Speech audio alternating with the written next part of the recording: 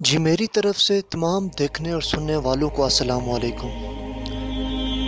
बेशक नबी अकरम सल्लल्लाहु अलैहि वसल्लम तमाम जहानों के लिए रहमत बनाकर भेजे गए और खुसूसन अपनी उम्मत के लिए। और आप सल्लल्लाहु अलैहि वसल्लम ने अपनी उम्मत को ख़बरदार किया आने वाले फितनों से और मुतअद्दिद हदीसें बयान फरमाई। एक दफ़ा रसूलुल्लाह सल्लल्लाहु अलैहि वसल्लम ने फरमाया, जब तुम लोग सूदी लेन देन में पड़ जाओगे और गाय की दुम के साथ लटक जाओगे, यानी दुनिया कमाने में लग जाओगे और अपनी काश्त की हुई फसलों से मुतमईन हो जाओगे और जहाद को छोड़ दोगे और अल्लाह तुम्हारे ऊपर जिल्लत को मुसल्लत कर देगा और उस जिल्लत को उस वक्त तक तुम्हारे ऊपर से नहीं हटाएगा जब तक तुम अपने मज़हब की तरफ वापस ना आ जाओगे। इस हदीस से हमें ये पता चलता है कि जब मुसलमान जहाद की तैयारी को छोड़ बैठे हैं तो अल्लाह ताला मुसलमानों को छोड़ देता है और उनकी मदद नहीं करता। फिर अल्लाह की मदद कैसे आएगी? अगर हमने अल्लाह को बुला दिया और अल्लाह भी हमें बुला देगा, बल्कि हमारा हाल ये होगा, तुम्हारी दास्तां तक भी ना होगी दास्तानों में, क्योंकि कुरान करीम के अल्फाज बिल्कुल वाज़ेह हैं। सूरह हशर की आयत नंबर 119 में आया है कि जो और उन जैसे मत हो जाना जिन्होंने अल्लाह को बुला दिया मगर अल्लाह ने उनको अपना आप बुला दिया और यही लोग नाफरमान हैं। चनाचा मुसलमानों की मैदान जंग में कुफ्फार के खिलाफ फतह हासिल करने के लिए तैयारी और अमल लाजमी है, सिर्फ दुआएं काफ़ी नहीं।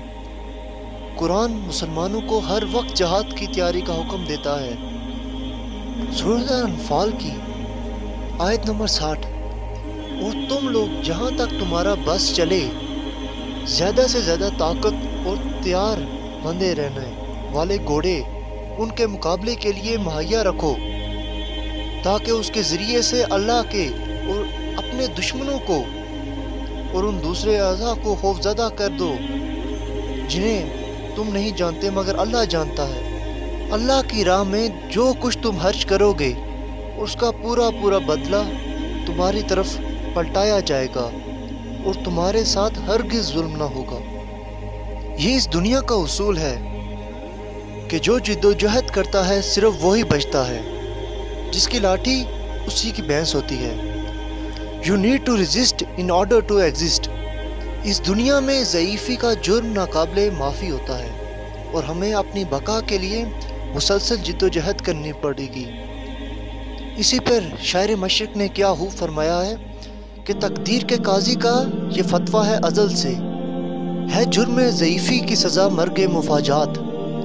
चनाचा कुरान में इसी उसूल की तरफ इशारा किया गया है। वलौला दफ़उल्लाहि नासा बाज़ुहुम बिबाज़िन लफ़सादतिल अर्ज़ु वलकिन्नल्लाह ज़ु फ़ज़लिन अलल आलमीन। सूरह बकरा की आयत नंबर 251। अगर अल्लाह इंसानों के एक ग्रोह को दूसरे ग्रोह के ज़रिए हटाता ना रहता तो ज़मीन का निज़ाम ही बिगड़ जाता, लेकिन दुनिया के लोगों पर अल्लाह का बड़ा फजल है कि वो इस तरह दफ़ा व फ़साद का इंतज़ाम करता रहता है। इस्लामी जहाद का फ़लसफ़ा ही ये है कि इससे पहले कि गैर मुस्लिम अक़वाम हमें ख़त्म कर दें, मुसलमान कौम को इतना मजबूत हो जाना चाहिए कि कोई इसकी तरफ आँख उठाकर भी ना देख सके। आज के सलेबी ममालिक पूरी दुनिया के मुसलमानों का खून चूस रहे हैं। वो सब कुछ बर्दाश्त कर लेंगे, लेकिन मुसलमानों के जहाद और मुस्लिम ममालिक में नाफिज शरीयत को बर्दाश्त नहीं कर सकते।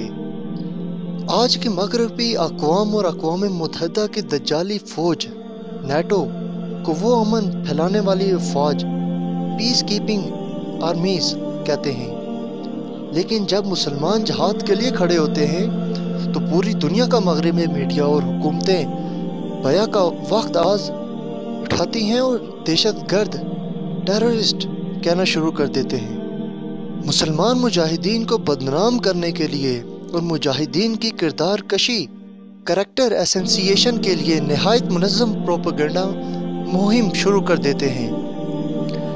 मुजाहिदीन को इस्लामी इंतहा पसंद اسلامسٹ ایکسٹریمسٹ اور اسلامی اکثریت پسند کہہ کر دنیا کو یہ تاثر دیتے ہیں کہ یہ مجاہدین پوری دنیا کے لیے خطرہ ہیں، لیکن حقیقت یہ ہے کہ صلیبی افواج اور دجالی فوج صرف ایک ہی زبان سمجھتی ہے اور وہ ہے جہاد کی زبان۔ اور یہ لوگ دل سے عزت بھی غدار اور منافق مسلمانوں کے نہیں بلکہ اللہ کے لیے میدان جہاد میں لڑنے والے مسلمانوں کی ہی کرتے ہیں۔ تبھی تو قرآن نے کہا ہے وَلِلَّهِ الْعِزَّةُ وَلِرَسُولِهِ وَلِلْمُؤْمِنِينَ وَلَكِنَّ الْمُنَافِقِينَ لَا يَعْلَمُونَ۔ سورۃ منافقون کی آیت نمبر 8 کا ترجمہ ہے کہ بے شک عزت تو اللہ اور اس کے رسول اور مومنین مثلا مجاہدین کے لیے ہے، لیکن منافقین اس بات سے بے خبر ہیں۔ آخر میں دعا یہ ہے کہ اللہ پاک ہم سب کو دین کے راستے پر چلنے کی توفیق عطا فرمائے، اللہ کی راہ میں شہادت کا جام پینے کی توفیق عطا فرمائے، آمین ثم آمین۔